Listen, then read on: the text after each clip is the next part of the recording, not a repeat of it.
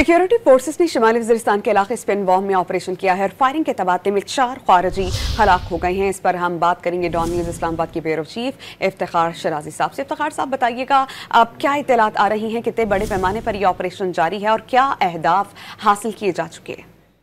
जी, खैबर पख्तूनख्वा के मुख्तलिफ इलाकों में इंटेलिजेंस बेस्ड ऑपरेशन चल रहे हैं और इसी सिलसिले में जिला शुमाली वज़ीरिस्तान के इलाके स्पिन वॉर्म में भी एक इसी तरह का खुफिया इतला पे ऑपरेशन किया गया, जहाँ पे फितनल खारिज के लोगों की मौजूदगी की इतला थी और इस दौरान फायरिंग के तबादले में बताया गया है कि फितनल खारिज के 4 अफराद को हलाक कर दिया गया, जबकि उनसे बड़ी तादाद में असला और बारूद भी बरामद किया गया है।